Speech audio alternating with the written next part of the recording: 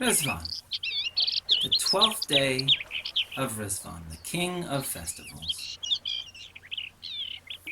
Baha'u'llah, his family and friends, had been in the garden of Riḍván for 12 days. Riḍván means paradise.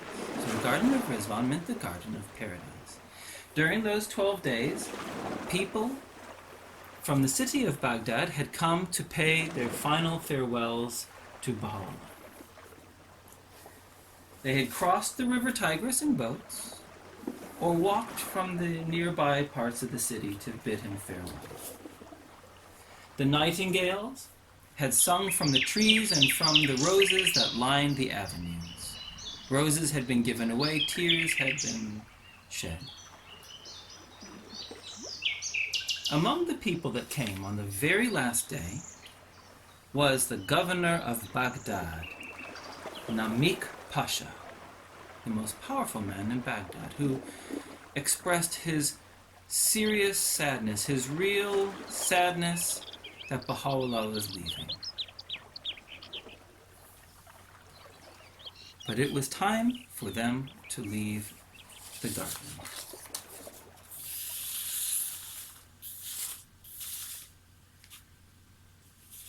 The citizens of Baghdad had come out in countless numbers. Thousands of people had come to bid farewell to Baghdad. The streets were lined with thousands of onlookers.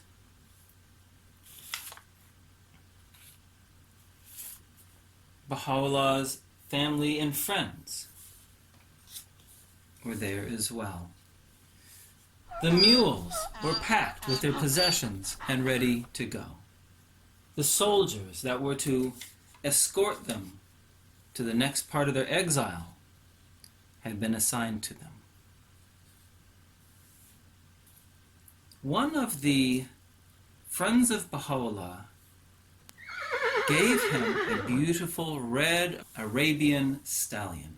And as Baha'u'llah put his foot in the stirrup to rise into the saddle, a remarkable thing happened. Without being instructed, without being told, the horse knelt down, bending its head to the ground, allowing Baha'u'llah to easily get into the saddle. This remarkable display astonished the crowds gathered around, who spontaneously started shouting, "God is most glorious, upon him rests majesty and splendor! God is most glorious, upon him rests majesty and splendor!" People rushed forward to kiss the stirrups of the horse that Baha'u'llah was riding. Some even came forward to kiss the feet of the horse itself. One man came forward with a large bag of gold and placed it at the front of the saddle. Baha'u'llah took the bag of gold and threw its contents, the coins, into the crowd gathered around. All through this, emotions were high. People were wailing, begging Baha'u'llah not to go, asking why he must leave. Tears were flowing everywhere. Some of Baha'u'llah's friends and followers had not been allowed to go with him, because not everyone was allowed to go on the exile, and they wept the bitterest. And as they cried, so did those around him.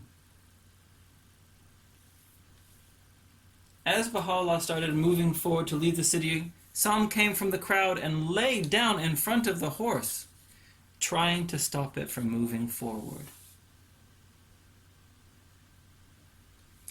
Eventually, Baha'u'llah, the soldiers, the mules, and the small band of family and friends that were traveling with him left the city as an emperor,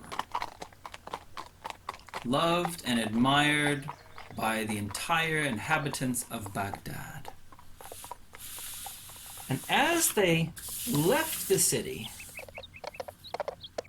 one of the people could not bear to be parted from Baha'u'llah and ran for 3 hours, following and chasing. When Baha'u'llah saw the man, he got down from his horse and gently bid him to return, for there was work for him to do in Baghdad. And so, what was meant by Baha'u'llah's enemies to be humiliation and put a stop to Baha'u'llah's influence did the opposite. His fame, his renown spread everywhere. The love and admiration of the citizens of Baghdad grew and grew. So this 12th day is known as the 12th day of Riḍván, the king of festivals.